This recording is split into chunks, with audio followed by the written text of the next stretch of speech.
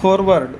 The success of these efforts depends on the step that school principals and teachers will take to encourage children to reflect on their own learning and to pursue imaginative activities and questions. We must recognize that given space, time, and freedom, children generate new knowledge by engaging, engaging with the information passed on to them by adults.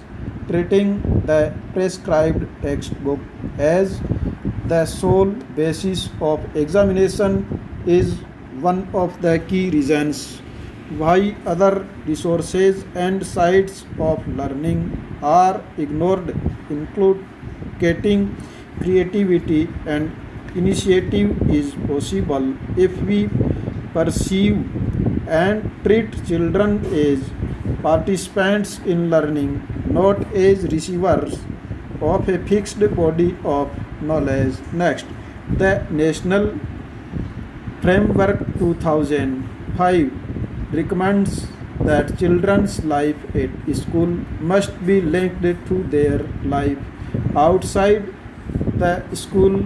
This principle marks a departure from the legacy of bookish learning which continues to shape our system and cause a gap between the school, home, and community.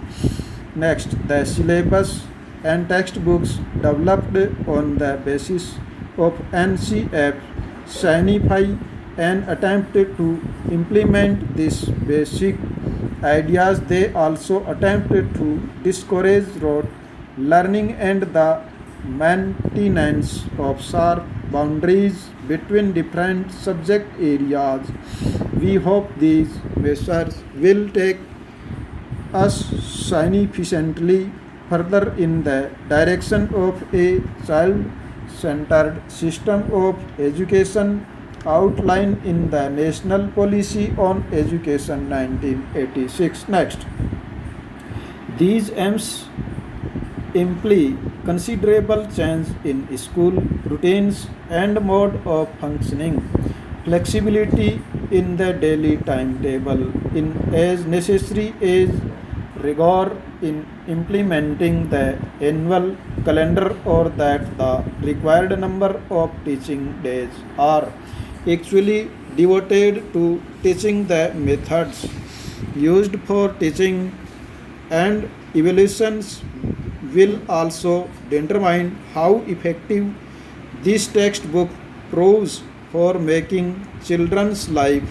at school a happy experience rather than a source of stress or boredom. Syllabus designers have tried to address the problem of burden by restructuring and resorting knowledge at different stages with greater consideration for child physiology and the time available for teaching. The textbook attempts to enhance this endeavor by giving higher priority and space to opportunities for and wondering discussion in small groups and activities requires hands-on experience. Next, NCERT appreciates the hard work done by the textbook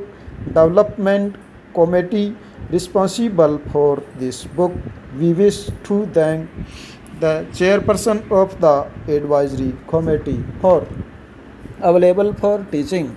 The textbook attempts to enhance this endeavor by giving higher priority and space to opportunities for contemplations and wondering discussion in small groups and activities requiring hands-on experience. Next, NCERT appreciates the hard work done by the textbook development committee responsible for this book. We wish to thank the chairperson of the Advisory Group on Social Science, Professor Hari Vasudevan, and the Chief Advisor for this book, Professor Niledri Bhattacharya, for guiding the work of this committee. Several teachers contributed to the development of this textbook. We are grateful to their principals for making this possible. We are indebted to the institutions and organizations which have generally permitted us to draw upon their resources, material, and personnel. We are especially grateful to the members of the National Monitoring Committee appointed by the Department of Secondary and Higher Education, Ministry of Human Resource Development, under the chairpersonship of Professor Merinal Miri and Professor G.P. Bhattacharya Deshpande, for their valuable time and contribution as an organization committed to systematic reform and continuous improvement in the quality of its products. NCERT welcomes comments and suggestions which will enable us to undertake further revision and refinement. Stop.